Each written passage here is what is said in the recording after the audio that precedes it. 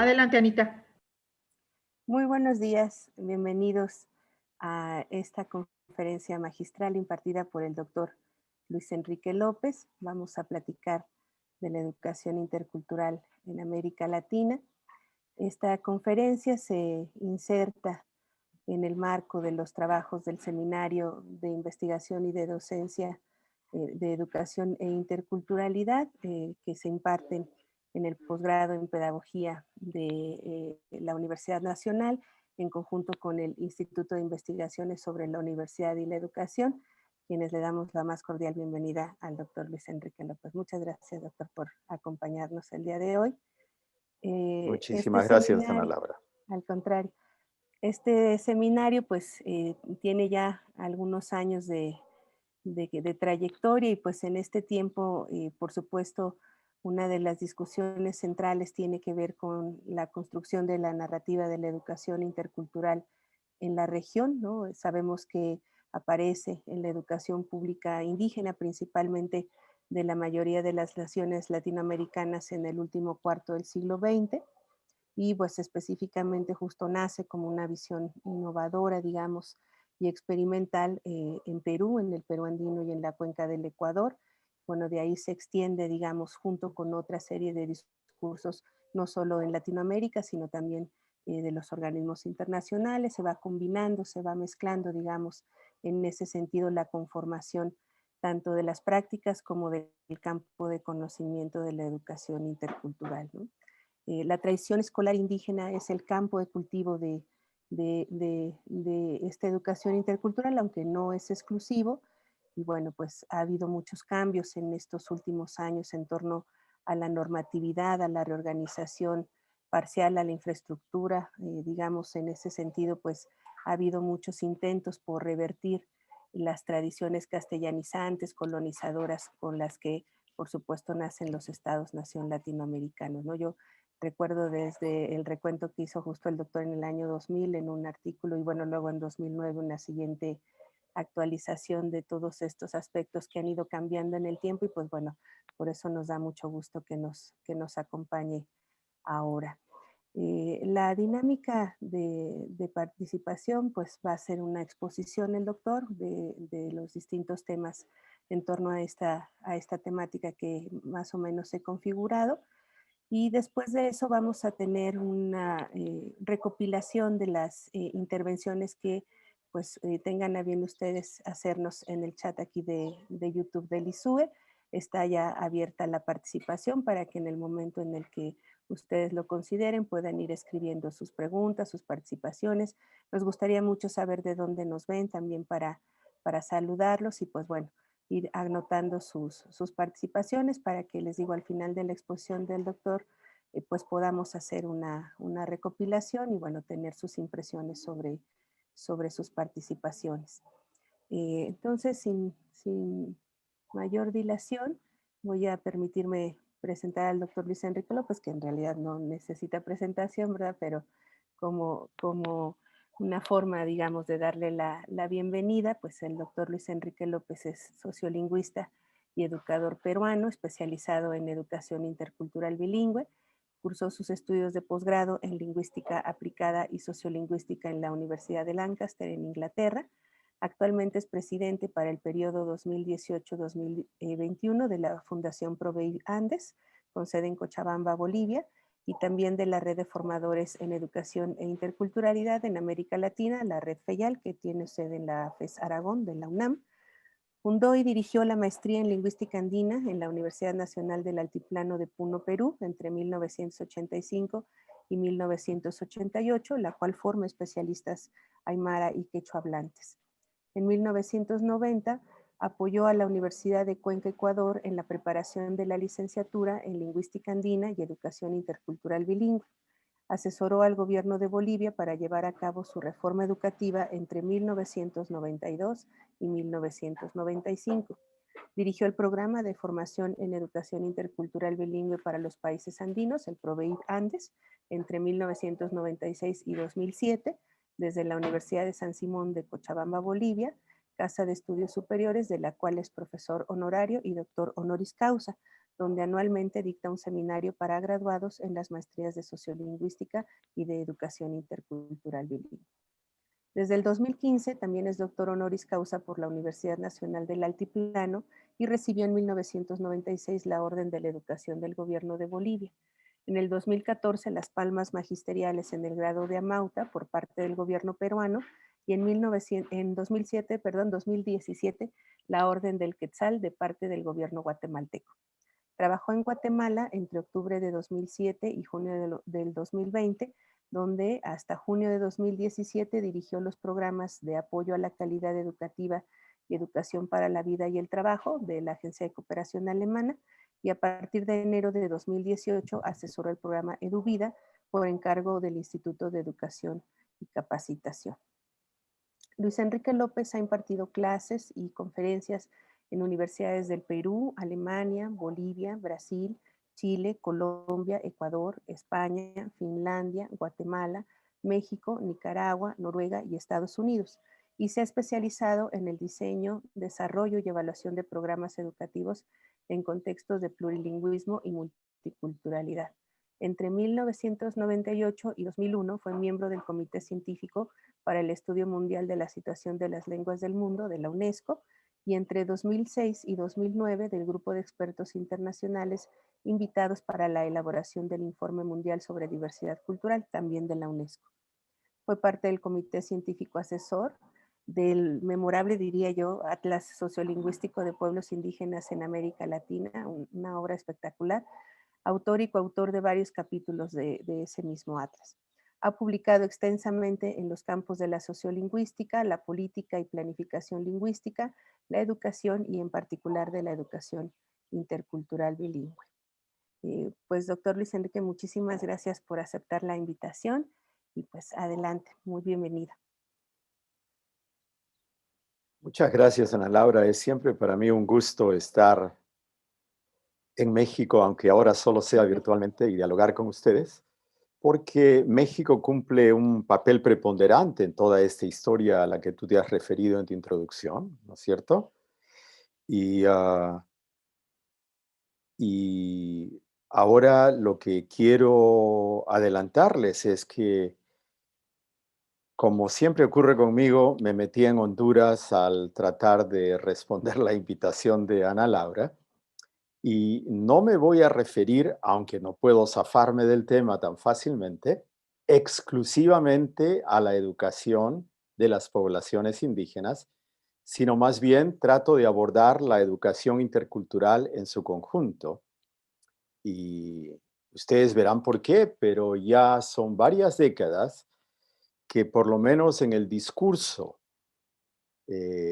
académico y en la normativa legal de nuestros estados, se habla cada vez más de una educación intercultural para todos, ¿no es cierto?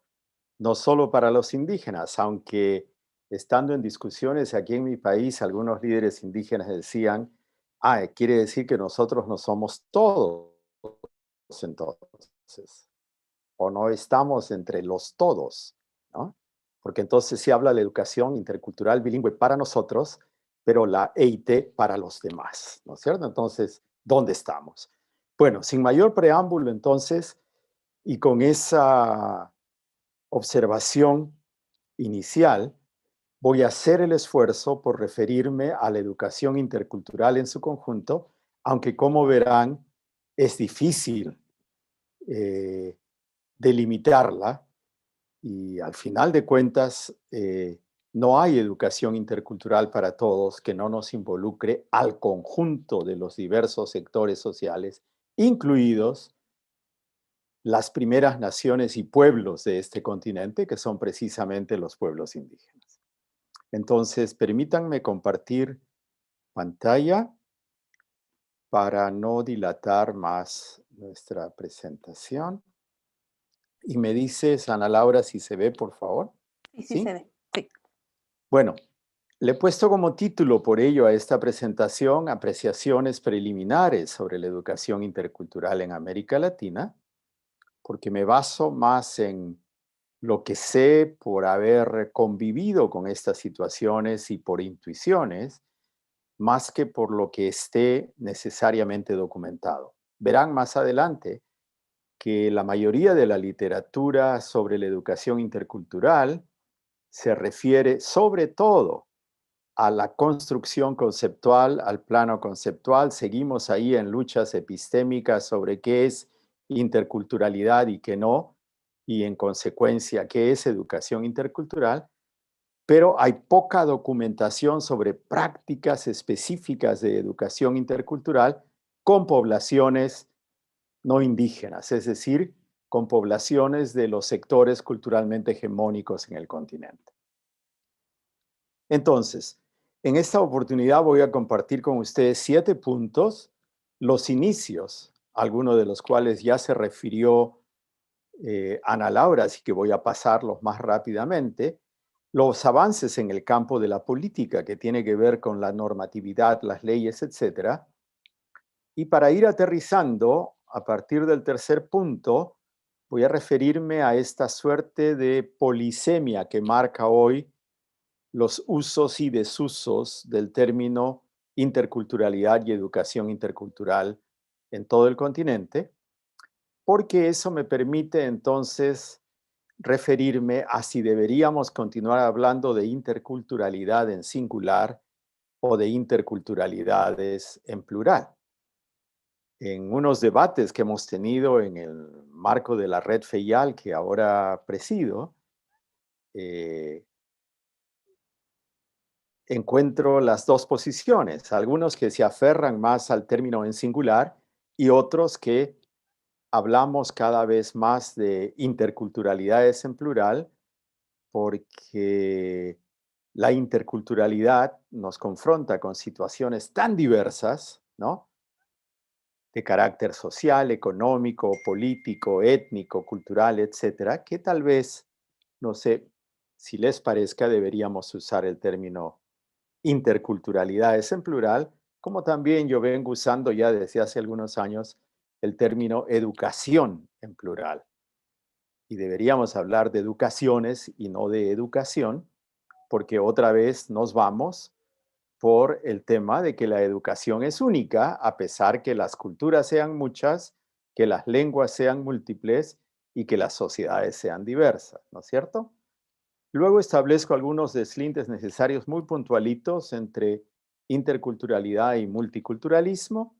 En tanto, también hay tendencias, sobre todo en los sectores académicos, en los sectores populares y en las bases indígenas se ve más claro que no se trata, como decimos aquí, de la misma chola con distinta pollera, ¿no? Sino se trata de distintos conceptos y de distintos escenarios, aunque hay tentaciones por el norte de pensar que el multiculturalismo es como un estadio superior al de la interculturalidad, y voy a desdecirlo. Y finalmente, reviso dónde estamos con la educación intercultural en diversos campos para llegar a un conjunto de conclusiones cuya intención es provocar y desatar la discusión. Entonces, el primer punto, los inicios. Como bien lo dijo Ana Laura, no estaríamos hablando hoy día de interculturalidad de no ser por las primeras experiencias de educación intercultural bilingüe que se desarrollaron tanto desde como para la educación indígena, ¿sí? Y el primer antecedente que encuentro en América Latina es el de un proyecto de la Universidad Central de Venezuela, ya en 1970, con el pueblo Baré en la cuenca del Río Negro en Venezuela. El Río Negro cambia de nombre en Brasil y en Colombia, pero es una gran cuenca que nos confronta con sociedades multiétnicas y multilingües hasta el día de hoy. Esos primeros avances de Mosonji y González, dos antropólogos lingüistas venezolanos, se presentan en Lima en el 39 Congreso Internacional de Americanistas, ya vamos por el 52 ahora, ¿no?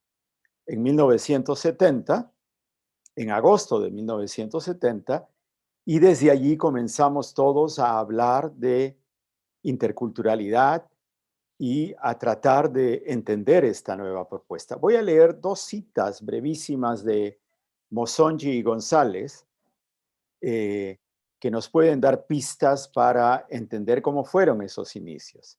La primera, que postula la interculturación, porque ese es el término que usan ellos inicialmente, interculturación desde la escuela, y recuerden que esto suena mucho a los tiempos también de la teología de la liberación, donde también se buscaba intercultural la teología, ¿no?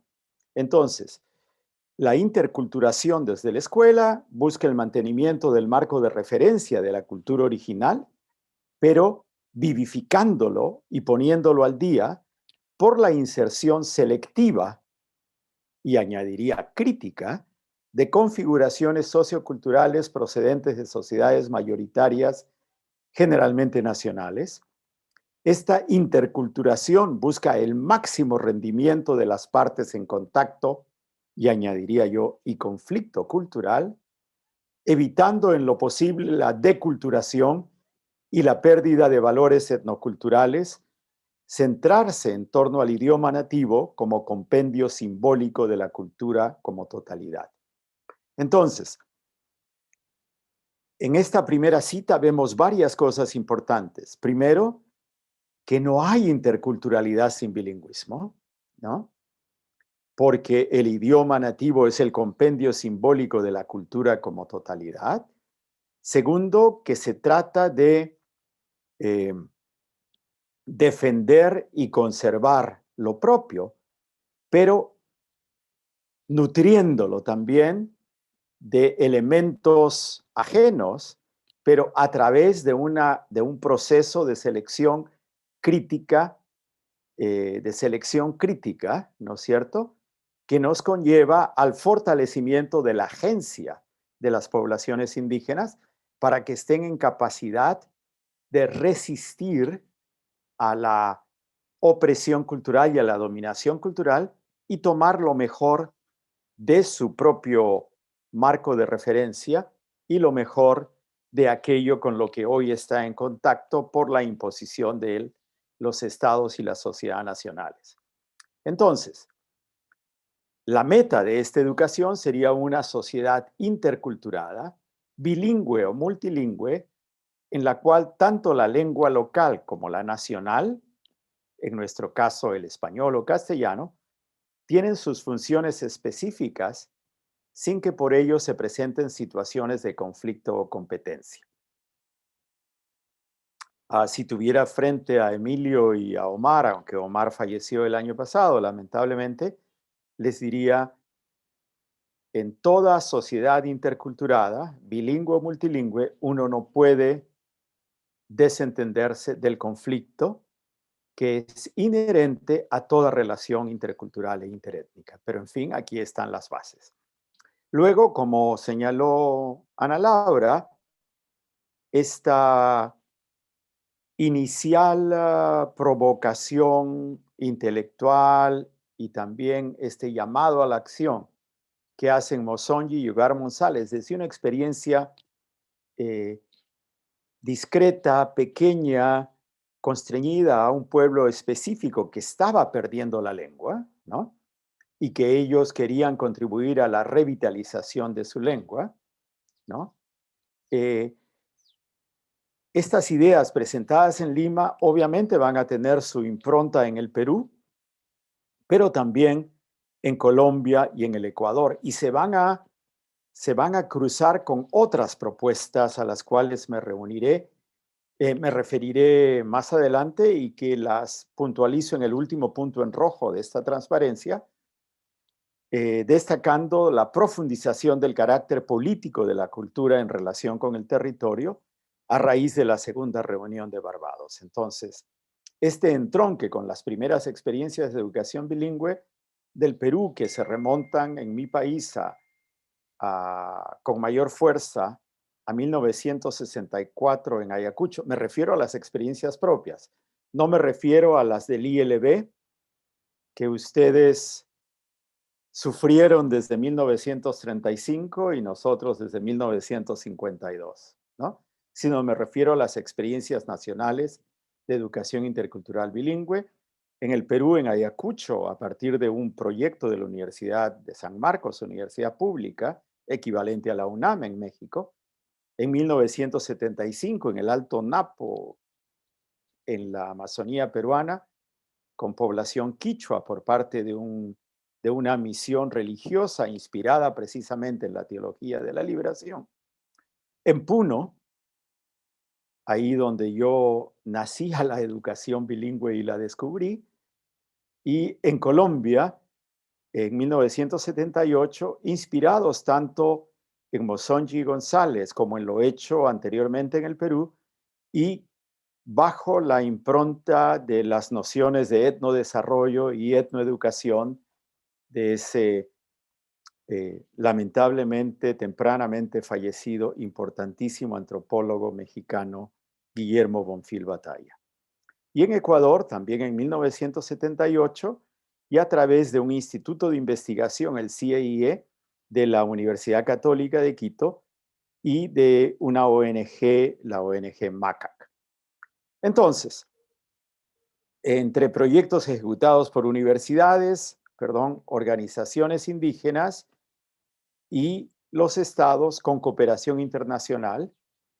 Y también allí comienzan los primeros deslindes conceptuales entre biculturalismo e interculturalidad. Biculturalismo noción que nació en los Estados Unidos, impactó fuertemente en México precisamente por la incidencia del ILB y que afortunadamente no llegó hasta el sur. Máximo hasta Ecuador, pero no bajó de allí, porque de haber llegado nos hubiera impedido en el sur crear la noción de interculturalidad como radicalmente distinta a la de biculturalismo. No tengo el tiempo para hacer ese deslinde, pero los provoco a pensar en la diferencia que hay entre, perdón, el paralelismo que se hace entre bilingüismo y biculturalismo para pensar en un sujeto cuasi esquizofrénico, diríamos hoy día, que puede vivir en dos mundos a la vez sin conflictuarse internamente y sin tener problemas de personalidad. Interculturalidad como proceso de complementariedad entre visiones distintas del mundo, pero en una sola matriz y en un solo individuo, ¿no? Que ha estado en mayor o menor contacto con la sociedad envolvente. Y estos inicios van a incidir en otras esferas también, ya no solo en la educación, sino en la política, en la justicia, en la salud, etcétera, etcétera, etcétera, desde la creación de las primeras organizaciones indígenas. Y destaco este hecho porque, a diferencia de México, sin las organizaciones indígenas y la complicidad de sectores de la academia, no hubiera tenido la interculturalidad como noción este desarrollo. Y fíjense que me refiero a la primera organización indígena fuerte nacida en Colombia, el CRIC, el Consejo Regional Indígena, que este año cumple sus primeros 50 años. Entonces, a raíz de todo ello ha habido un conjunto de avances, de eso no cabe duda, avances sobre todo en la dimensión de la política.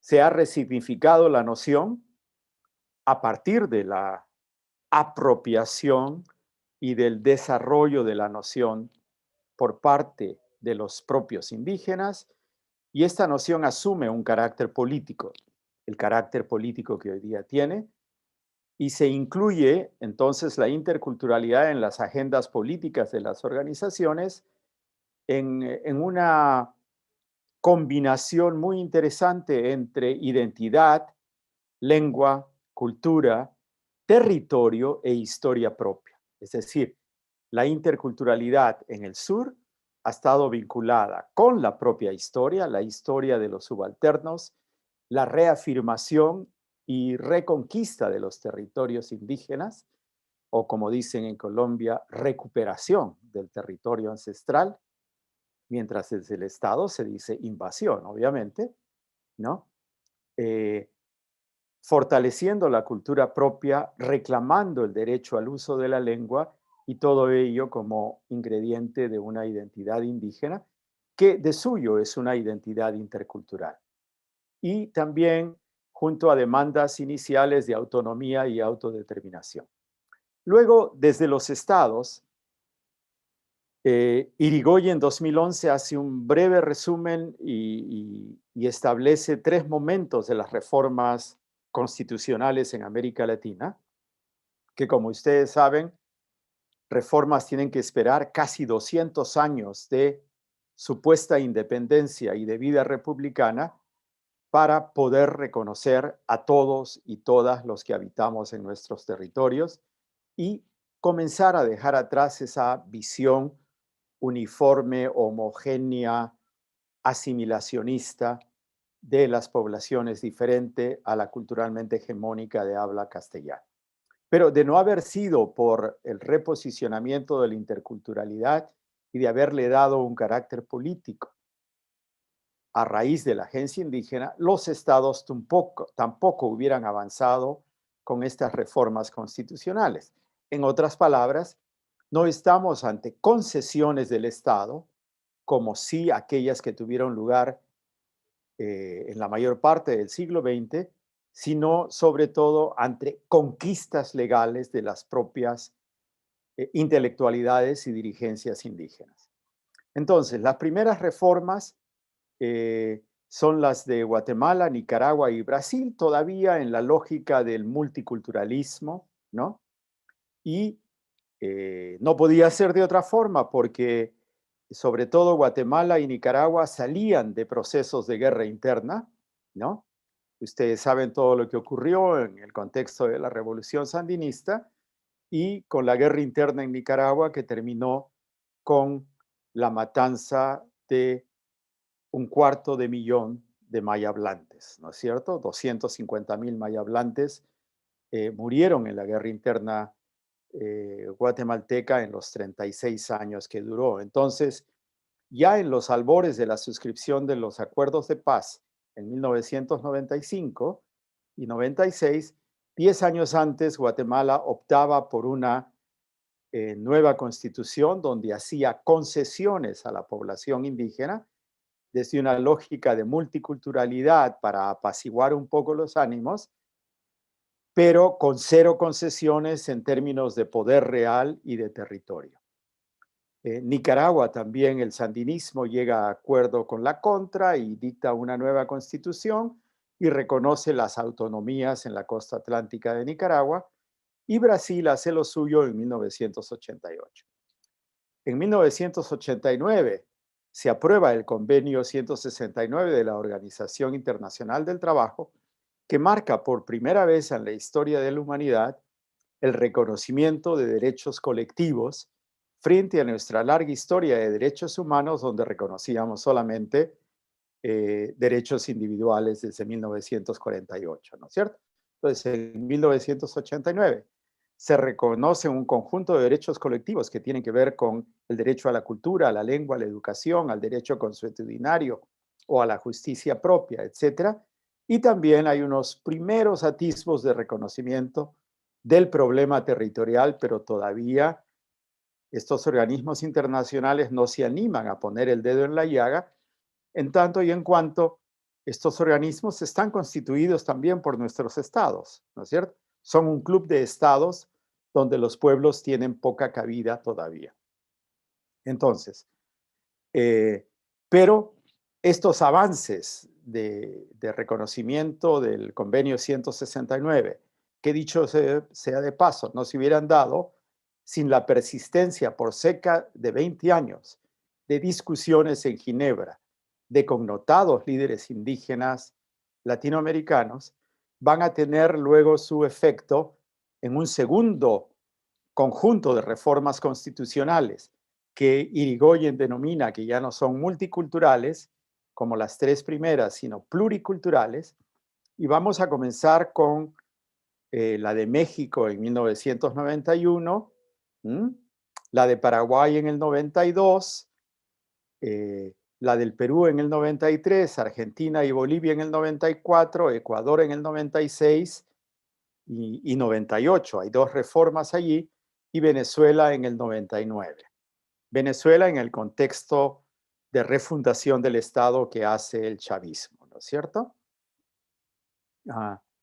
Y por ejemplo, respecto del tema de las lenguas, muy brevemente les remito para que vean por qué es pluricultural y todavía no plurinacional, porque si bien ellos decretan en 1999 la oficialidad o la oficialización de todos los idiomas indígenas, esto rige solo para la población indígena, a nivel nacional, pero solo para la población indígena. Estas reformas, sin embargo, con la excepción de Venezuela, coinciden con la adopción de políticas económicas neoliberales y con la apuesta extractivista, esta vez incluyendo Venezuela. Y simultáneamente se reconoce el pluralismo jurídico, sistemas de autoridad indígena y en algunos países también derechos territoriales. Luego vendrían las reformas constitucionales plurinacionales, según Irigoyen, de las cuales hasta el momento solo hemos tenido dos: Bolivia, cuya discusión inicia el 2006 y concluye el 2009, y Ecuador en el 2008, que se autodeclaran como estados plurinacionales e interculturales. Y entonces hay un reconocimiento de los pueblos, naciones y nacionalidades indígenas.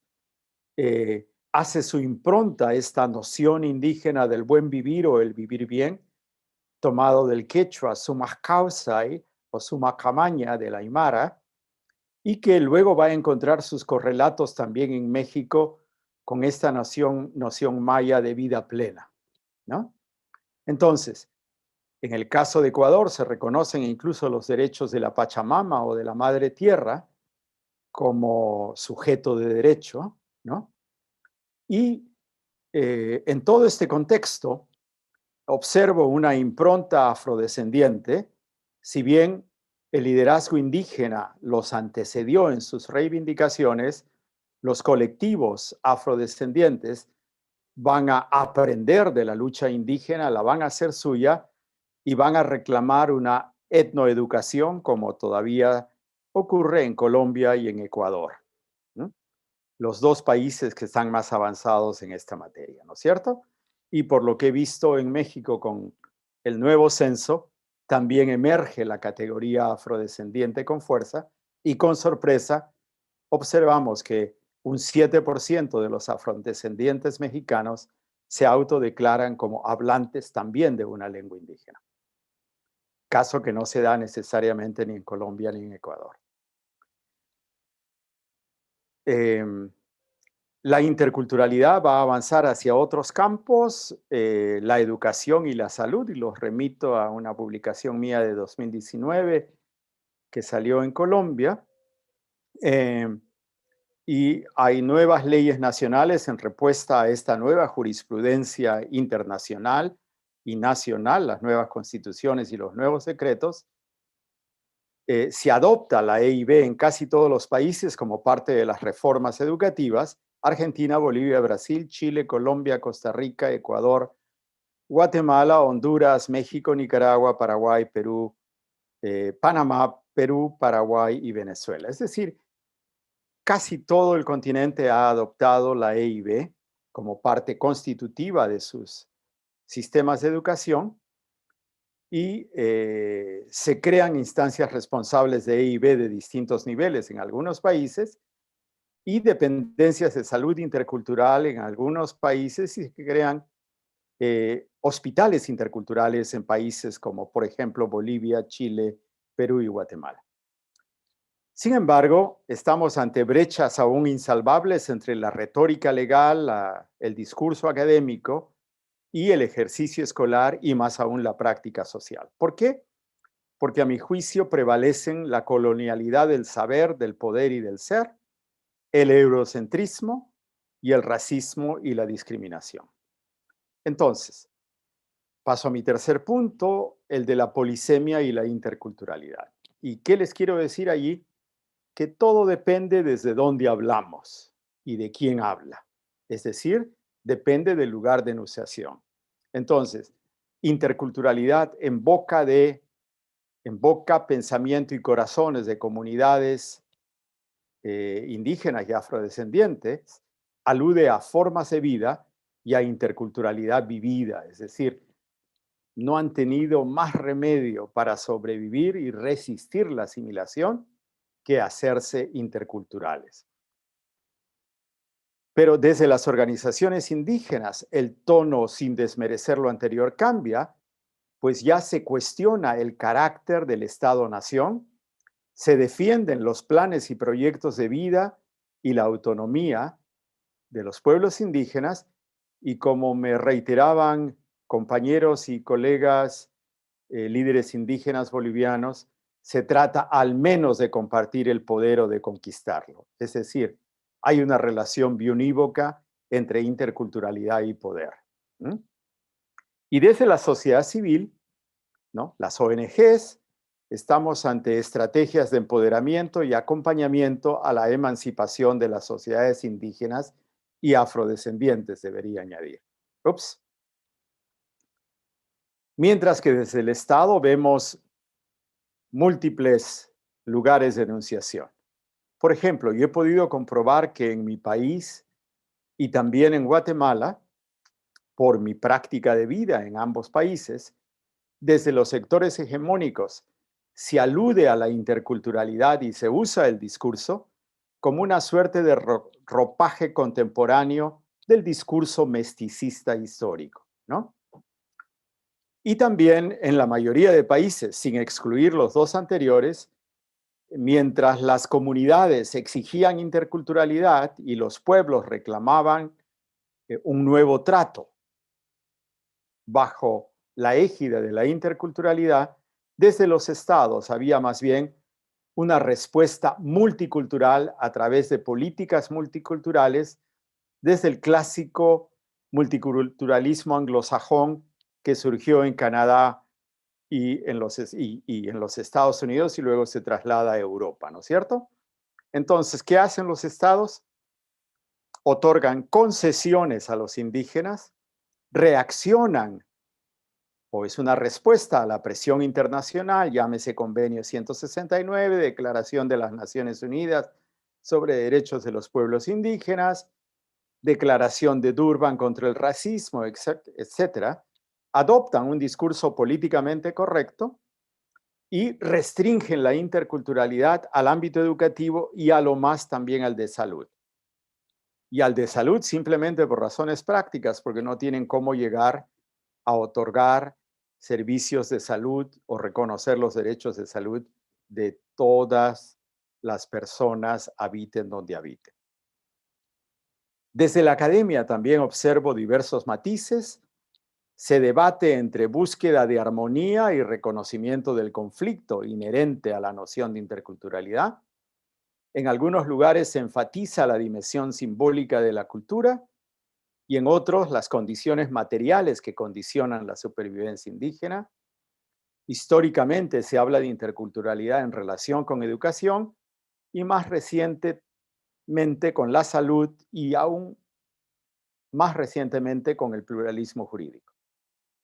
Escaso relacionamiento con las organizaciones indígenas, es decir, la academia tiene escaso relacionamiento con las organizaciones indígenas, salvo honrosas excepciones, y también en la práctica universitaria hay prácticas multiculturalistas de atención a los estudiantes indígenas en las universidades, no interculturales, no se interculturaliza la universidad, sino se ofrece programas especiales, sea de universidades interculturales o indígenas o programas especiales para indígenas dentro de la universidad convencional bajo la lógica de la propuesta multicultural de acción afirmativa o de discriminación positiva.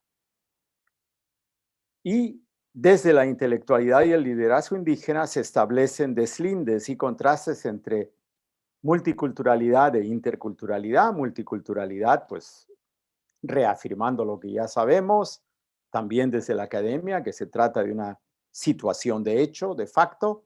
Interculturalidad como noción proyectiva, prospectiva.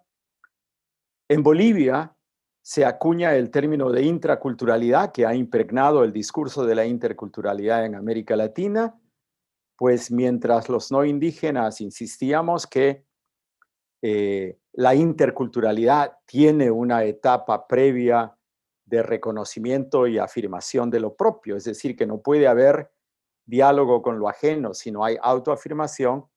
Los bolivianos optaron conceptualmente y en su legislación por separar intraculturalidad de interculturalidad y ver la intraculturalidad como ese proceso de apoyar desde la oficialidad del Estado la etnogénesis en ciernes de las poblaciones, reafirmar lo propio para luego establecer el diálogo con los sectores hegemónicos. Y por toda América Latina hoy día hay también una suerte de relacionamiento o de vinculación entre interculturalidad y descolonización, o descolonialidad, como lo propone Quijano, o decolonialidad, como ustedes usan en México, a raíz de la influencia de la escuela de Duke.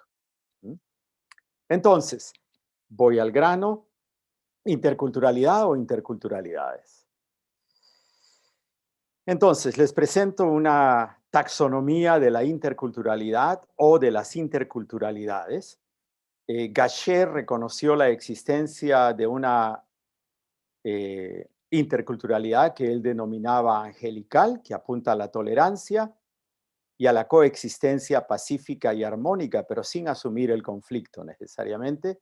Y aquí destaco el adjetivo pacífica y armónica. Segundo, Forné Betancourt desde Alemania, pero cubano él, y Tubino desde el Perú, se refieren a la interculturalidad funcional, que está, en otras palabras, al servicio de la gobernabilidad y que está descargada de su condición política, pues no cuestiona la simetría del poder. Y en ese sentido tiene mucho vínculo esta interculturalidad funcional con el multiculturalismo, ya les voy adelantando. La interculturalidad crítica que proponen tanto Forné Betancourt el 2000, Tubino el 2005 y Walsh el 2009, que recupera la memoria de los excluidos, visibiliza los conflictos, cuestiona las condiciones del diálogo y apunta a la formación de ciudadanos interculturales.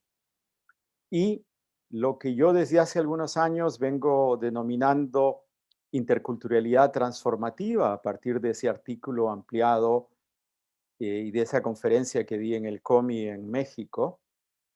Y me refiero por interculturalidad transformativa a aquella que, sin reconocer a su condición crítica y reconociendo la colonialidad del poder, del saber y del ser, se sitúa en la praxis y en la acción cotidiana. Eso es lo que quiero yo insistir, que no hay interculturalidad sin transformación del sujeto en su accionar cotidiano, con su familia, con sus amigos, con los conocidos, con todos los demás, con todas aquellas personas con las que entra en contacto. Y me inspiro mucho en Freire, quien señala que la educación, para cumplir ese rol transformador que él enuncia, debe impregnar la acción cotidiana. Esta interculturalidad transformativa involucraría a todos y a todas, y los argentinos dirían hoy todes también, desde el cuestionamiento de las relaciones interpersonales y de las asimetrías sociales, y apunta a superar la actual coexistencia para pasar a formas de convivencia democrática. Es decir, ya no hablar de coexistencia, de vivir juntos pero no revueltos, como desde la lógica multicultural, sino de convivir democráticamente, de interrelacionarnos, de respetarnos mutuamente, de escucharnos mutuamente y de reconocernos en la diversidad. Y para mí esta interculturalidad transformativa es una propuesta de cambio social de abajo hacia arriba. Ya no pensar la interculturalidad desde el Estado, sino volver a sus orígenes, cómo nació de abajo hacia arriba. Perdón. Y entonces, muy rápidamente deslindo entre interculturalidad y multiculturalismo, aunque ya lo he venido haciendo. Como ya les dije, el movimiento indígena cuestiona la naturaleza y funcionamiento del Estado desde los inicios de la interculturalidad. Los indígenas demandan interculturalidad y los gobiernos les dan multiculturalismo, ¿no? Desde una lógica de segregación, ¿no? A través de lo que Hale denomina los espacios del indio permitido, pero no el indio protagónico, y más bien como formas de coexistencia y de no convivencia, como se da, por ejemplo, en los Estados Unidos, donde todos participan de la economía, todos participan de la vida, pero unos viven en unos barrios y otros en otros, y se cruzan muy poco, salvo que sea en el mercado y en el contexto laboral. Estos traslapes vacían a la interculturalidad de su sentido político, la reducen a reconocimientos simbólicos que distraen a todos, indígenas y no indígenas, incluso en algunas universidades, y soslayan la necesidad de romper asimetrías y luchar contra la discriminación y el racismo atávicos y superar la inequidad, interpelando los patrones políticos y económicos vigentes. Entonces, en esos deslindes también resumo solo en una frase. En el sur, interculturalidad y educación intercultural se asocian a deuda histórica, ¿sí? Y a cuestionamiento de la ontología del conocimiento escolar y académico. Es decir, estamos ante luchas epistémicas contra el eurocentrismo. Y en el norte, multiculturalismo y educación multicultural se vinculan sobre todo con acoger y asimilar a los trabajadores del sur, ¿no? De reconocer algunos derechos a colectivos y socialmente diferenciados y a políticas gubernamentales de discriminación positiva y acción afirmativa, pero lo que se busca es de una educación que evite conflictos y riesgos para el proyecto liberal, pues ni el modelo económico está en cuestión, ni tampoco el Estado está en entredicho. Con base en todo ello, ¿dónde estamos con la educación intercultural? A secas, no la educación intercultural bilingüe necesariamente, sino la educación intercultural que debería acogernos a todas, a todos y a todes, ¿sí? En la normatividad, encuentro, y ahí sigo a Moya, quien hizo un estudio hasta el año 2000 más o menos, que la interculturalidad aparece como eje o línea transversal junto a otras dimensiones de la vida contemporánea, el género, el medio ambiente, etc. Algunas leyes, como la del Ecuador, incluye el término intercultural en su denominación. Ellos hablan de una ley orgánica de educación intercultural, lo cual uno podría decir, wow, qué maravilla. Pero cuando ve su contenido, uno ve los problemas, porque otra vez estamos disfrazando la educación única, poniéndole el adjetivo intercultural sin que realmente llegue a serlo. En las propuestas curriculares, la interculturalidad se enuncia en todos los currículos base de alcance nacional, desde la Patagonia hasta el Río Bravo. Pero, ¿sí? También se enuncia la interculturalidad en los currículos regionales, currículo por pueblo, currículo diversificado. Entonces uno podría decir, sigue siendo la interculturalidad solo para los pueblos subalternos. ¿Mm? Y en algunos casos se vincula interculturalidad con formación ciudadana, particularmente en el nivel secundario. Es decir, para ponernos en clave latinoamericana, esto incluiría en México hasta el bachillerato, ¿sí? Y entonces este es sí para mí un avance. Que se haga o no es otra cosa, pero ya es un avance el que se vincule interculturalidad a ciudadanía, pues en rigor lo que requerimos es de una ciudadanía intercultural. Pero mientras esto es el deseo, en las prácticas de la educación pública y privada del mainstream del sector hegemónico, salvo excepciones, la educación intercultural constituye solo un buen deseo y la interculturalidad corre la misma suerte de los otros ejes transversales como medio ambiente, género, entre otros.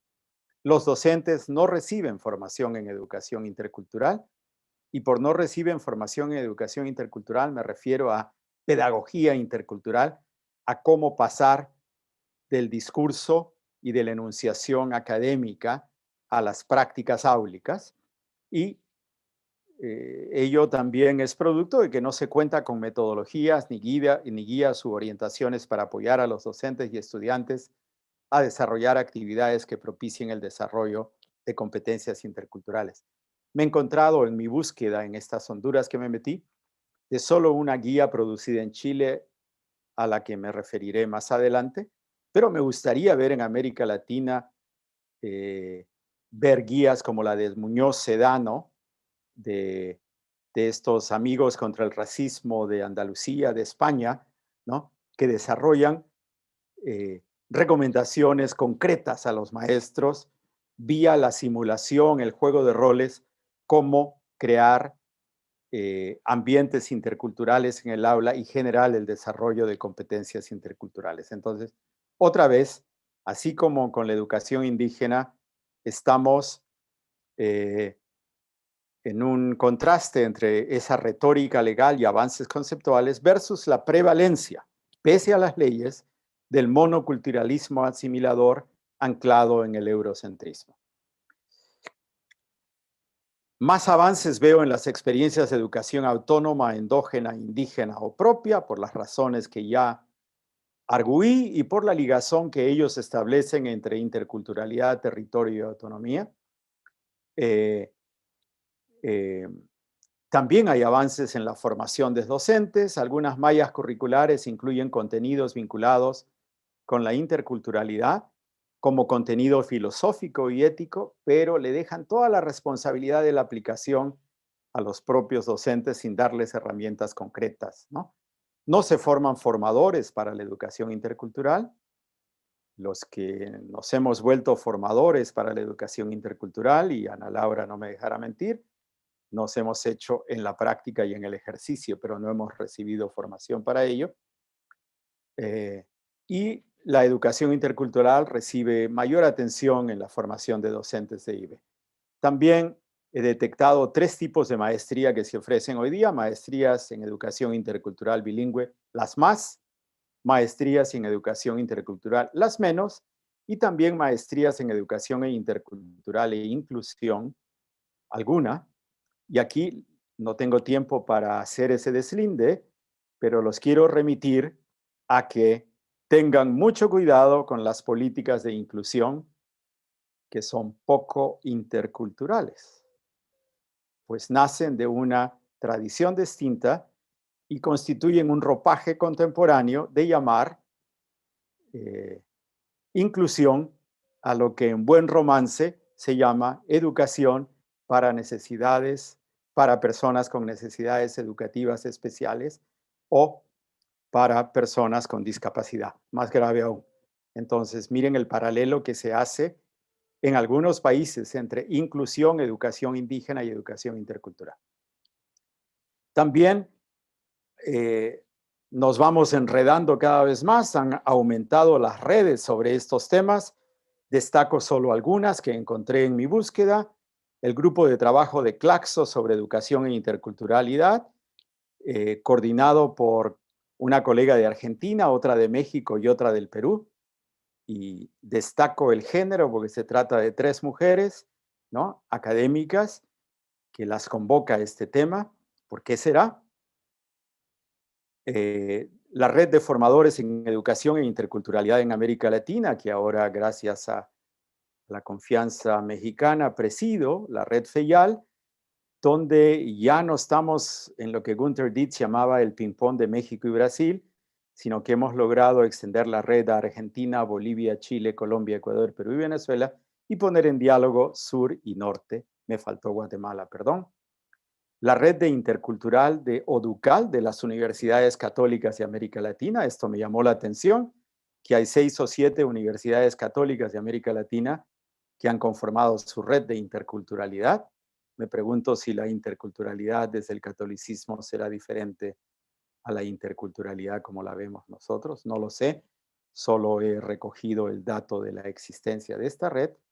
También hay una red autodefinida como Red Iberoamericana de Estudios Interculturales e Interdisciplinarios, la Red Inter, que reúne a colegas de Chile, Colombia, Costa Rica, Estados Unidos y México. Llama la atención la presencia de Estados Unidos. Ojalá sea para aprender de América Latina y no para reforzar el multiculturalismo como nivel más avanzado de la interculturalidad latinoamericana. Red Internacional de Estudios Interculturales, la RIDEI, de una universidad en el Perú, la Pontificia Universidad Católica del Perú, la Red Interuniversitaria, donde está Fidel Tubino, dicho sea de paso, la Red Interuniversitaria de Educación Intercultural, la RIEDI, de universidades chilenas, y la Red Latinoamericana de Estudios y Experiencias Interculturales que creó la UNESCO el 2014 o 16, desde su oficina en Ciencias Sociales y Humanas para América Latina en Montevideo, que reunió a colegas de Argentina, Brasil, Colombia, Guatemala, Nicaragua, Perú y Uruguay, y que al parecer, no puedo dar fe de ello, no sobrevivió a su primera reunión de fundación. También hay un conjunto de cátedras UNESCO.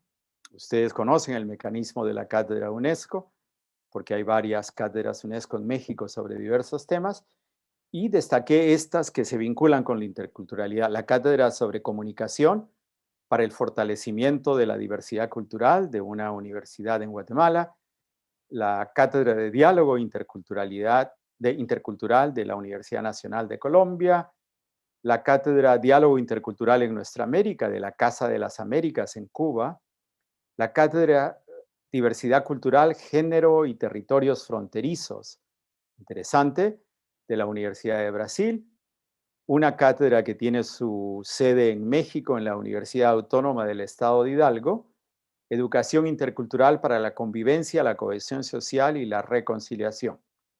Llamo su atención a reconciliación, cohesión social y convivencia, porque ya nos sitúan en un paradigma de la interculturalidad. Educación para la diversidad, de un instituto católico en la Argentina.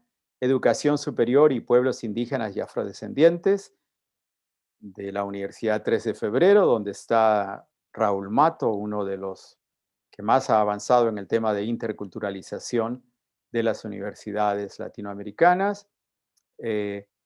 La Cátedra de Pueblos Indígenas en América Latina, que tiene la universidad donde está Catherine Walsh en Ecuador, y una nueva cátedra, Sabiduría y Conocimiento de los Pueblos, de la Huracán de Nicaragua, que surge sobre la base de lo que fue la Cátedra Indígena de la Universidad Indígena Intercultural del Fondo para el Desarrollo de los Pueblos Indígenas.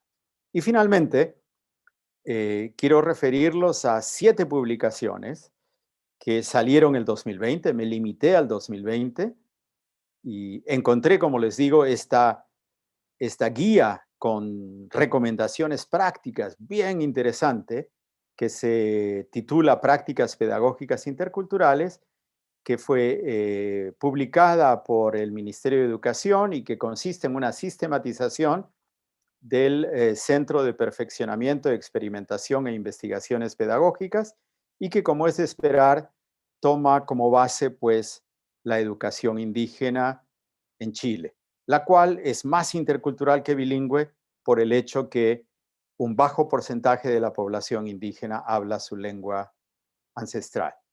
La publicación desde México de Charny, Navia y Salinas de la UPN sobre lecturas críticas sobre formación de profesionales indígenas en México y América Latina, la publicación de Sebastián Granda, producto de su tesis doctoral, del Ecuador, el Estado, Educación y Pueblos Indígenas en los Andes Ecuatorianos. Es muy interesante esta tesis porque, en rigor, los Andes ecuatorianos son una excusa para revisar la relación entre Estado, educación, lengua y cultura en América Latina. Este libro de Laura Selene Mateos y Lourdes Budar, de la Universidad Veracruzana, sobre la gestión intercultural en la práctica, que se refiere, sistematiza la experiencia de la Universidad Veracruzana Intercultural, pero a partir de la voz de sus egresados. Este es otro documento muy interesante, un documento de unas 100 páginas, construido por la Mesa por una Educación Intercultural, que funciona en Santiago de Chile y que reúne a un conjunto de colegios, de centros educativos, que se han animado a interculturalizar la educación y entonces nos proveen hacia una educación intercultural. El título es una suerte de caja de herramientas, ¿no?, para uso de los docentes, pero su particularidad es que tiene que ver con contextos migratorios. Y eso es algo a lo cual no le estamos prestando suficiente atención en este momento de América Latina. No es raro que Chile lo haga porque han tenido una fuerte invasión haitiana, peruana, colombiana y más recientemente venezolana.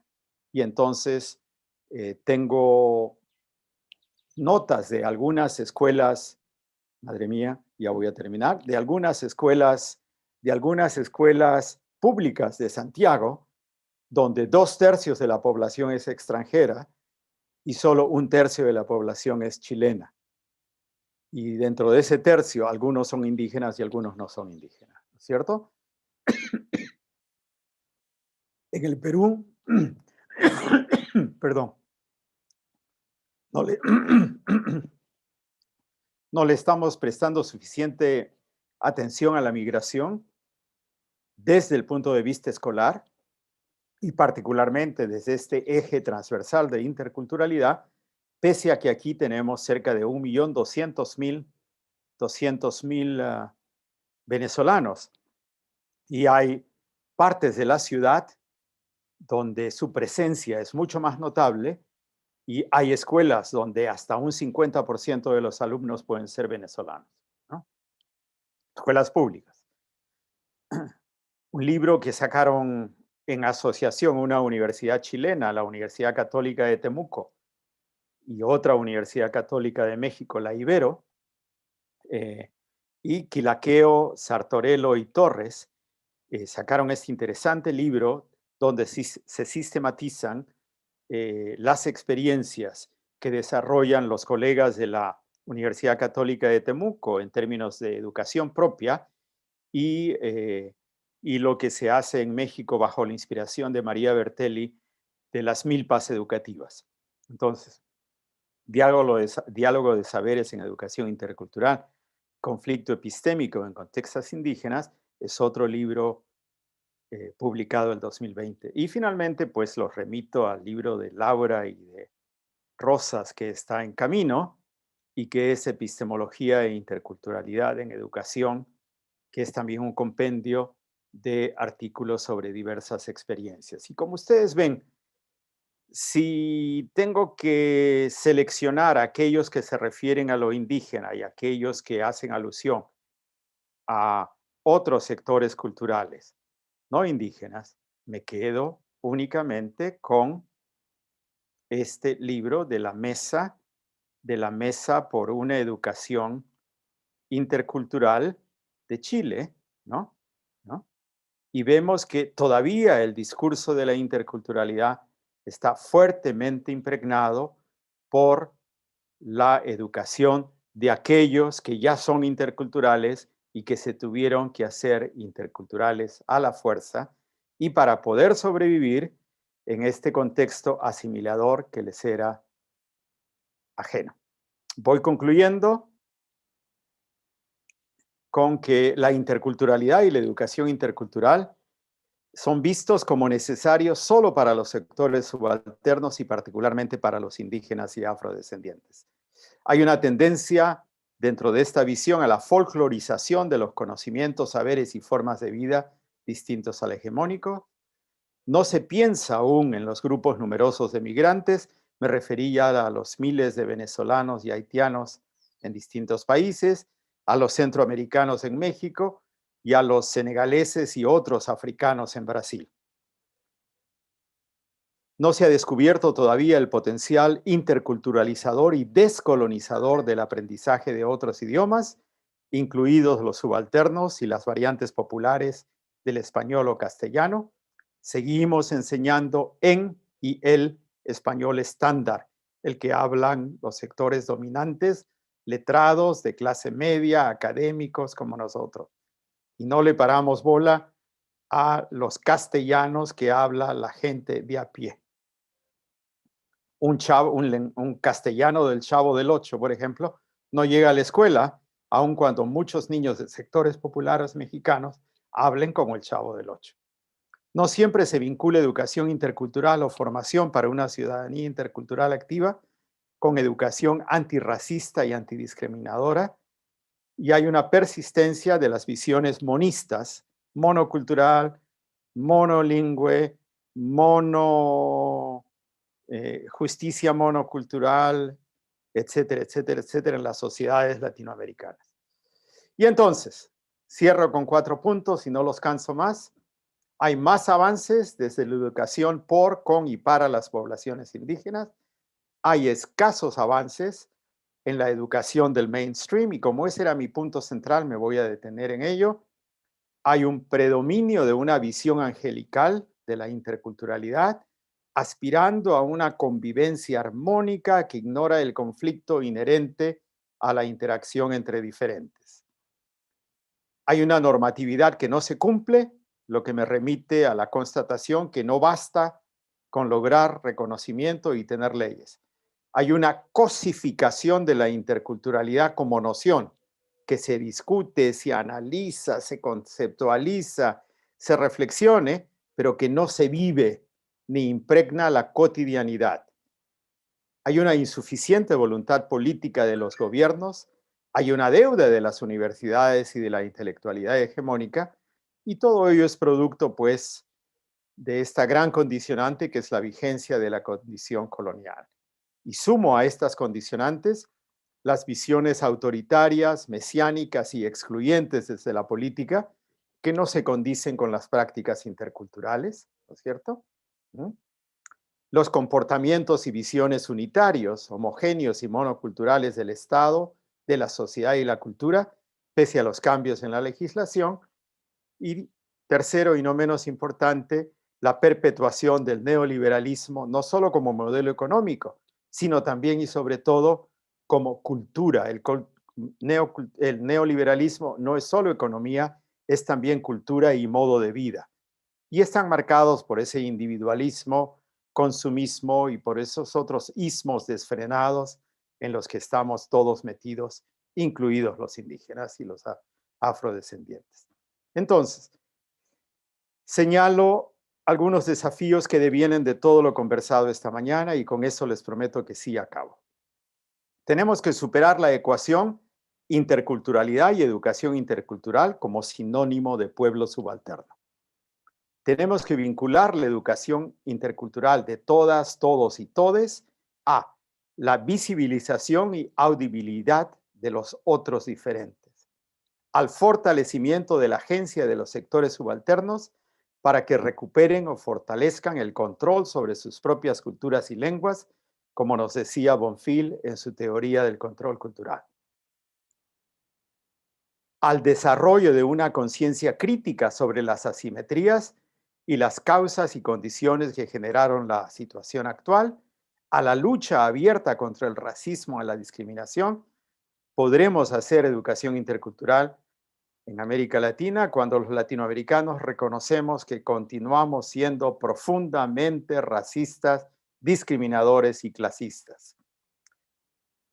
Vincular la educación intercultural a los diálogos entre distintos sistemas de conocimientos y saberes, no a epifenómenos y a elementos aislados, sino tomar a los conocimientos indígenas en su condición de sistemas y no de elementos parcelarios.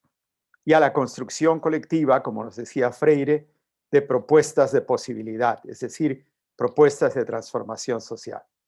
Entonces, un tercer desafío es superar esta lógica de coexistir para construir convivencia entre pueblos, naciones y colectivos diferentes vinculando interculturalidad a nuevas formas de ciudadanía y desde las universidades normales y centros de investigación y escuelas, construir pedagogías desde y para la diversidad, así como se han animado algunos colectivos en España y este grupo en Santiago de Chile. Y finalmente, haciendo de la interculturalidad acción cotidiana en línea con la superación del racismo, el eurocentrismo y en camino a la vida para el bien común. Bueno, eso es lo que quería compartir con ustedes y espero no haberlos cansado demasiado. No, al contrario, doctor, yo creo que ha sido un recuento por demás rico, con muchas aristas que por supuesto pues nos dan para seguir pensando, para seguir platicando sobre el tema. Yo creo que justo esta necesidad de, decía usted al principio, de mirar más desde pues la experiencia, desde ser parte, digamos, de la historia de la educación intercultural, pues nos ayuda mucho más, ¿no? Tener esta información como tan fresca y tan sistematizada sobre estas distintas aproximaciones. Yo creo que nos pone en perspectiva justamente de esta agenda, de estos elementos hacia el futuro y pues bueno, eso siempre es motivante, ¿no? Yo creo que eso nos queda para seguir pensando. Estamos muy contentos porque tenemos muchas participaciones, nos escuchan Ahora sí colegas me de... pones en aprietos. Pues de toda la región, así que Espero estar a la estuvo bien. altura de las preguntas. No, Espero sí, estar a la claro. altura de las preguntas. De La Plata, Argentina, de acá de México, del estado de Yucatán, también muchos colegas, estudiantes y profesores de las normales, de Toluca, de Ixtlahuaca, que imparten licenciaturas en educación indígena o en educación intercultural, eso nos da mucho gusto. También nos ven desde la provincia de Buenos Aires en Argentina, de Cholula, Puebla. Por otro lado, también de las distintas sedes de la UPN también en el país, de la Universidad Veracruzana, bueno, también acá de la UNAM, tanto del ISUE, de la Facultad de Filosofía y Letras, de la Facultad de Ciencias Políticas, de la Universidad Intercultural Indígena de Michoacán. Entonces, pues, qué bueno que logramos convocar desde distintos espacios de enunciación y de entendimiento la reflexión. Las preguntas, un poco, yo me atreví a irlas organizando como por algunos temas en el sentido de pues trazar como alguna línea allí para pues alguna reacción que usted tenga sobre ellas, ¿no? Por un lado, digamos, pues esta línea que tiene que ver con la enseñanza de las lenguas indígenas. Decíamos que, o bueno, un poco aquí lo que plantean los colegas es esta necesidad de reconocer lo que usted ya planteaba y que tiene que ver con cómo hablar de interculturalidad pues no puede ser sin esta necesidad, digamos, de la enseñanza de las lenguas indígenas y cómo justamente es un elemento que hace agua, por decirlo así, ¿no? Es decir, muchos de los modelos Ujú, de ujú. formación, muchas de las propuestas curriculares que incluso tenían de manera explícita en sus currículos el área, la dimensión, el eje, en fin, dependiendo de la conformación, la enseñanza de las lenguas indígenas, no funcionó, o es decir, o no se activó o no hubo manera, o sea, hay elementos allí preguntan los compañeros que nos hablen justo de esas imposibilidades, cómo esa es una muestra, por decirlo así, de dónde topa, digamos, la posibilidad Ujú. de una interculturalidad distinta, ¿no? Otra pregunta que tiene que ver un poco como con estas fallas, con estas, digamos, como recuperación de elementos, también se piensa por acá que justo este periodo más o menos del 2000-2010, yo un poco lo ubicaría por allí, fue justo de esta, digamos, articulación, por decirlo así, entre las políticas y entre los movimientos indígenas de la región, Y luego, pues muchos de nosotros, yo me incluyo, tenemos como esta sensación de que fracasó esa posibilidad, ¿no? De que se agotó, digamos, antes de tener una posibilidad de real cambio, por decirlo de alguna manera. Y luego eso también se proyecta un poco en el espacio de las mismas transiciones políticas en la región, es decir, en gobiernos aparentemente progresistas, en gobiernos aparentemente, digamos, en esta idea de la ola rosa, ¿no? En América Latina. Y entonces, ¿cómo confrontan? Y ahí un poco lo digo, estaba yo viendo esta carta que le escriben a propósito de, bueno, le contestan una carta a Boaventura de Sousa, Exactamente, sí. Atahualpa Oviedo Freire, justo en relación a las elecciones ahora en Ecuador. Y un poco, no sé si allí estén como algún tipo de elementos como en esta idea del agotamiento mismo del Estado-nación como lo conocemos, o de cómo el progresismo pues no necesariamente involucra esta posibilidad, en fin, como un poco si eso tiene ahí como algún eco en esto que justo nos comentaba, como dónde estamos o por dónde Ujú, estamos, ¿no? ujú. Pensar justamente en la necesidad, digamos, preguntan otros compañeros, ¿no? De, pues de reposicionar o de volver a esto que decía usted sobre la interculturalidad desde abajo y cómo también no perder de vista o tal vez cómo repensar esa relación hacia arriba, es decir, el, el, el, el intento justo de no, que lo alternativo no le juegue también el juego a la permanencia, digamos, de estos sistemas verticales, de estos sistemas o de estos estados-nación que en su conformación pues son racistas, clasistas, machistas, ¿no? Hemos justo los estudios poscoloniales ayudado a ver todas estas estructuras que organizan, digamos, la vida actual y si en ese sentido pues hay como elementos, preguntan los compañeros en ese sentido, para pensar a la interculturalidad como autonomía del territorio, como desde políticas lingüísticas territoriales, es decir, la idea de territorializar, ¿no? Pareciera que aparece allí como una posibilidad. También preguntan los compañeros si se le ve algún tipo de posibilidad, ¿no? Y desde ese sentido, pues pensar, digamos, si estos tiempos que nos, que nos cobijan, por decirlo así, o en los que vivimos, pues son propicios para una, tenemos la agenda, ¿no? Yo anoté la tarea que ya nos puso. Esperemos estar a la altura de las tareas, ¿verdad? Pero es posible en estos contextos, claro, sabemos que puede ser posible. La idea es un poco cómo en el marco, por ejemplo, de este primer intento de la primera década del siglo XXI y los saldos que hemos visto, pues se puede seguir pensando, cómo seguimos pensando esas posibilidades, ¿no? Más o menos esa es un poco Ujú. las Muchas preguntas gracias. que nos ponen por acá. Menuda tarea. Podríamos seguir conversando horas, horas, pero voy a tratar de ser respetuoso del tiempo también y, ah, y decir lo siguiente. Sobre el primer punto de la relación interculturalidad y lenguas, creo que es un aspecto sobre el cual tenemos que repensarlo muy de veras, muy seriamente. Primero, cuestionarnos si es posible descolonizar a través de la lengua colonial.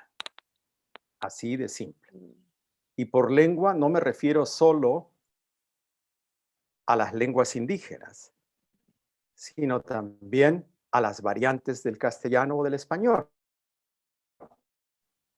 que son tan excluyentes como las lenguas indígenas, sobre todo para quienes pertenecen a los sectores populares y que ven impedido su avance social también por hablar un español con sustrato de otras lenguas o marcado por particularidades que van a generar discriminación y rechazo de los sectores ilustrados, ¿verdad? Entonces, primero, eh, yo creo que hay que recuperar el papel que le toca a la enseñanza del lenguaje en todo proceso intercultural y reconocer que la forma, el habla de la gente de a pie tiene un potencial descolonizador tremendo. Esto no quiere decir que a los que hablan como el Chavo tengamos que dejarlos en ese nivel y que se perpetúen en ese nivel. No, sino que reconociendo su forma particular de habla, desarrollando conciencia lingüística crítica sobre por qué hablan como hablan y por qué dicen lo que dicen, se apropien también de las formas de hablar de los sectores hegemónicos y que se vuelvan bidialectales, así como aspiramos a que los indígenas sean bilingües, que los castellano hablantes seamos bidialectales y que no los enajenemos de su habla natural, cotidiana, que vincula con la familia, con el barrio, con la banda de música o con la pandilla incluso, ¿sí? ¿No? Entonces, y enfatizo lo del castellano y los castellano hablantes porque lo indígena cae por su propio peso y ya hemos hablado de eso infinidad de veces. Pero respecto de ambas formas de hablar o de ambos lenguajes, quiero sí decir lo siguiente. Mientras sigamos enseñando la forma por sobre la función y el uso, no avanzaremos un paso. Sé que es hereje que un lingüista lo diga, pero dejen la gramática, dejen todas esas chochadas y hagan que los jóvenes hablen, que los chicos hablen, que se expresen y que poco a poco vayan apropiándose de la escritura a su modo. Después ya corregirán la escritura y adoptarán el alfabeto oficial, etcétera, pero no pongamos, la carreta delante de los bueyes como les sugerimos hacerlo los lingüistas. Ahí también mea culpa y nos equivocamos. Trabajamos sobre el código y no sobre los hablantes. Y tenemos que trabajar con los hablantes y sobre los hablantes y dejar el código que venga después, ¿no es cierto? Autoafirmados los hablantes, luego viene el código, ¿sí?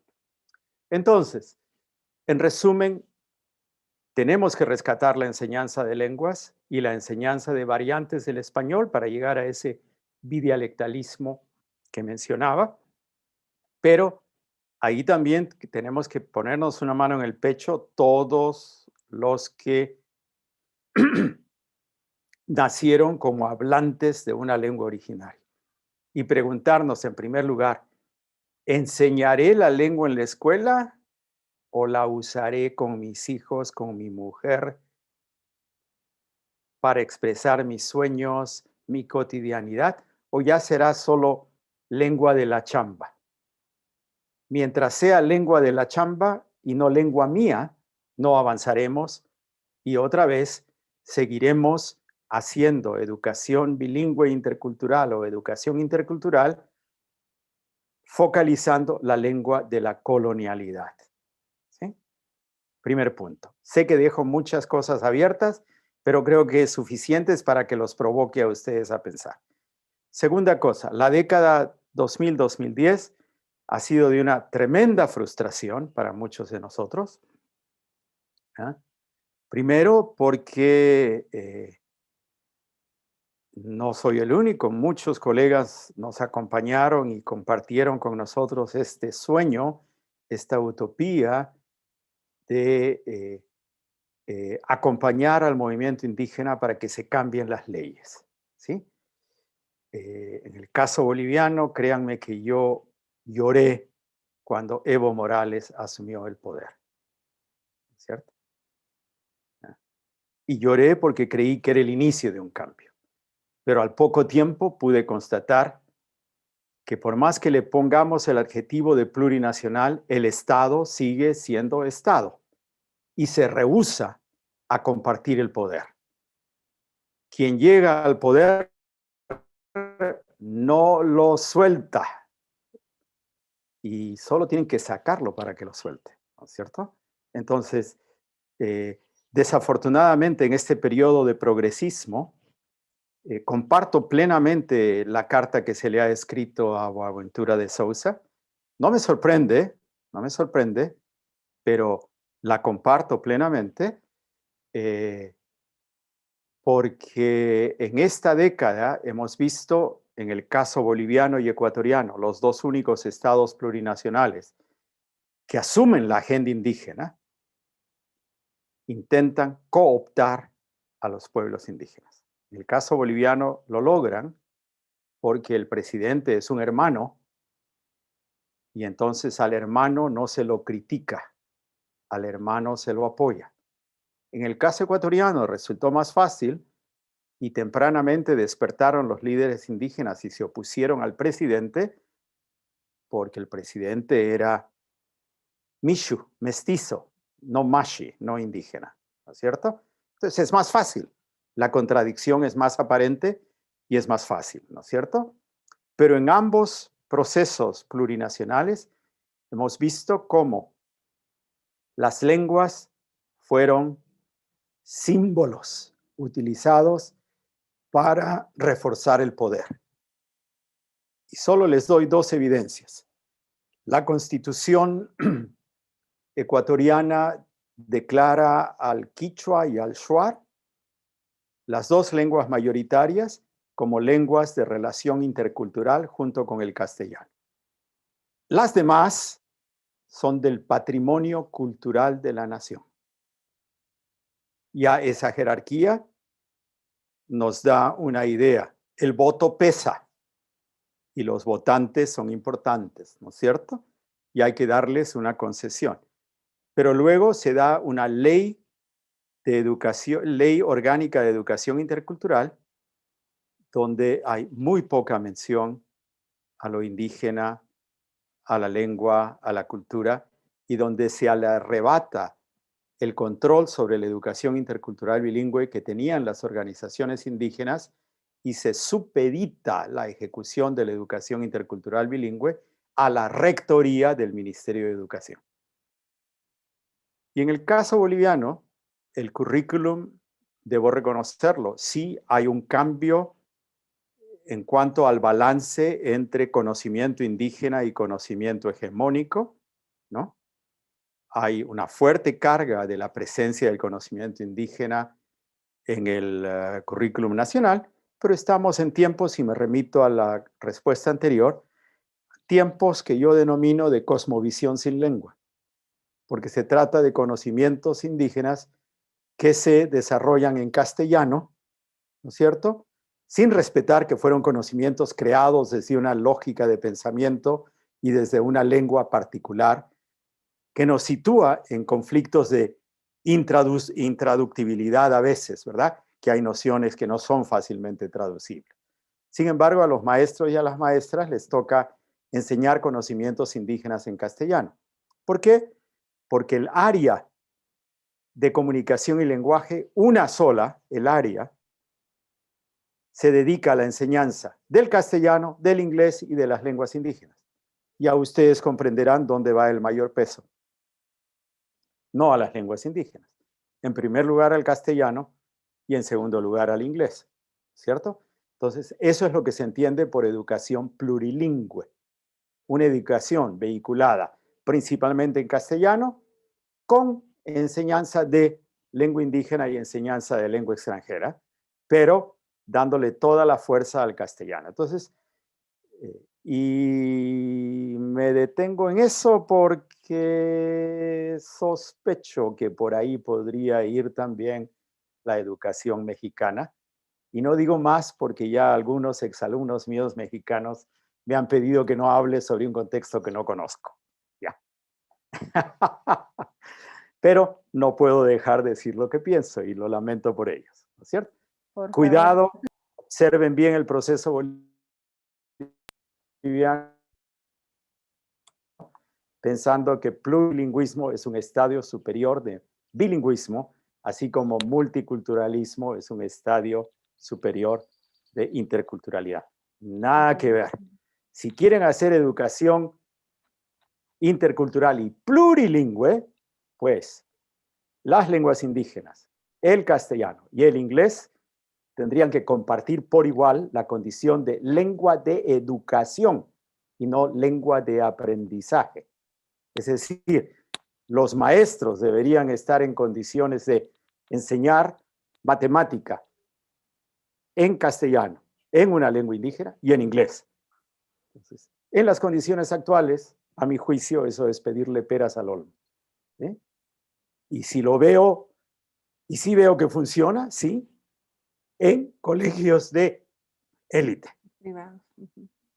Privados y de élite. Estos colegios orientales, el colegio británico, el colegio francés, el colegio alemán, incluido el colegio chino y el colegio japonés aquí en el Perú, eso sí funciona. Pero tienen un profesor que enseña matemática en la lengua A, otro que enseña matemática en la lengua B y otro que enseña matemática en la lengua C, y no un pobre maestro mal pagado, poco formado, tiene que enseñar en 3 lenguas distintas. En Bolivia se forma a los maestros para enseñar las 3 lenguas y no funciona. Entonces, esa década sí es preocupante y hay que observarla con mucho cuidado. Y voy a decir una herejía que me va a costar, pero ni modo, lo diré.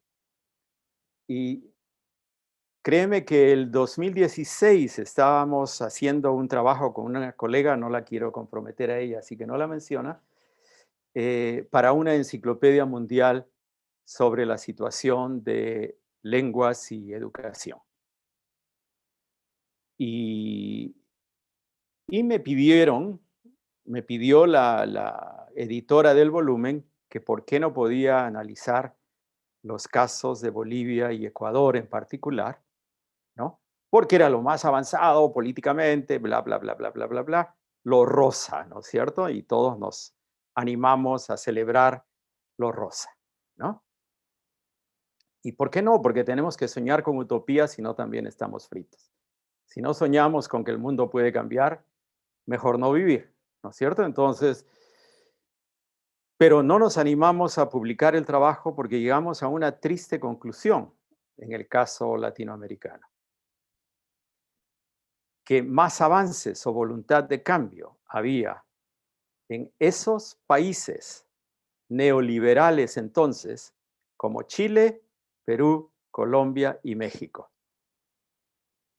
Entre ellos, los de la Alianza del Pacífico, ¿no es cierto? La consolidación del neoliberalismo en América Latina. Pero dentro de ese marco neoliberal, no sé si por ser liberal, había mayor tolerancia, respeto y se abrían más resquicios para poder intervenir tanto en términos de interculturalidad como en términos de bilingüismo, que en los países progresistas como Ecuador, Bolivia, Venezuela y Nicaragua. Entonces, para no ser políticamente incorrectos, nos autocensuramos, no hicimos ese artículo e hicimos otro sobre lo mismo de siempre, la situación de la educación indígena en América Latina, ¿cierto? Pero en fin, entonces, sí, yo quiero alertarlos y no perder condición crítica, precisamente procesos como el boliviano, el ecuatoriano, el venezolano, el nicaragüense y ahora el mexicano, requieren de acompañamiento crítico. Si no hay acompañamiento crítico, el Estado ganará la buena voluntad de sus gobernantes, porque tampoco quiero ser maniqueo y quiero pensar en que los gobernantes no llegan al poder con toda la buena voluntad del mundo, pero el Estado es más fuerte que ellos, el Estado es más viejo que ellos, sus mecanismos nos vienen desde la colonia y esa cabeza colonial no la podemos sacar ni de la cabeza ni del corazón. Y cierro mencionando algo, invitándolos a ver una serie de Netflix, una serie peruana de Netflix que se llama El Último Bastión. El Último Bastión tiene que ver con la conquista de la libertad en el Perú, que demora 7 años de lucha emancipatoria. No fue tan rápida como en otros contextos, 7 años de lucha, porque fue el virreinato más importante de Sudamérica, ¿cierto? Pero esta serie está tan bien hecha que no aborda el tema desde un guión histórico, sino desde las vivencias de una familia. una familia dividida donde un hijo era republicano y el otro hijo era monarquista, ¿no? Y de la participación de los indígenas y los afrodescendientes en la lucha emancipatoria, hecho que la historia oficial oculta, ¿cierto? ¿Y por qué me parece fascinante? Porque pone sobre el tapete cuestiones como las que hemos conversado hoy día. Interculturalidad, el papel de las lenguas, el papel de los pensamientos otros, y situándose en 1816 a 1825, esa serie, en rigor, está retratando la sociedad peruana de hoy, el funcionamiento del Estado. La corrupción no es un no es un episodio ni un evento nuevo. También fueron corruptos los cachupines y corruptos los criollos que tomaron el poder, ¿no es cierto? Entonces, monoculturalismo, monolingüismo nos viene de antaño. Luchar contra 500 años requiere entonces militancia, participación activa y acompañamiento crítico de los compañeros que llegan al poder con muy buenas intenciones, pero que se desvían en el camino por el gusanillo del poder de un lado y por el hecho que el Estado es más fuerte que uno. Ahí me quedo y no los canso más y váyanse a No, almorzar. pues al contrario, nosotros encantados de seguirlo escuchando. Hay muchísimas felicitaciones de muchos colegas que le mandan saludos, los estudiantes del mismo Muchas gracias. seminario, que estamos todos muy, muy contentos porque nos quedamos muy animados, ya con tareas específicas y todo Qué incluido en bueno. la serie de, de Netflix que nos permita seguir pensando. Doctor, pues muchísimas gracias. Se quedan todavía Gracias algunas a ti, Ana preguntas acá Laura. en el tintero, pero bueno, se quedan en el canal de YouTube del instituto por si luego quiere allí consultarlas, que ya no tuvimos oportunidad Ah, sí, de claro que las veré. pasarlas, para que, y también nos pidieron si es Y posible si se tener la... animan, si se animan Ajá, a tener que la presentación, con ajá, mucho sí, gusto, Ana Laura, te la paso. sí, muy Te bien, la paso. muchas gracias. Déjame Bueno, corregir un par de errorcillos de dedo que vi por ahí y te la paso. sí, claro, claro. Y solo quiero decirles, si se animan a escribir algo sobre lo que hemos conversado hoy, envíenme sus manuscritos que con gusto los leeré. Ay, muchas gracias. Sí, le vamos a tomar la palabra. Porque estamos muy, porque además justo es como ir pensando Un abrazo a en clave todas y regional. No, al contrario, doctor, muchísimas gracias. Nos quedamos muy contentos y es muy que esto agradecidos. exige acción Sí, colectiva, ¿sí? no hay de otra, no hay de otra. Un abrazo Un muy abrazo grande, a todas doctor. y a todos. Igualmente, que tengan muy buena tarde a todos. Chao, Muchas chao, gracias. chao.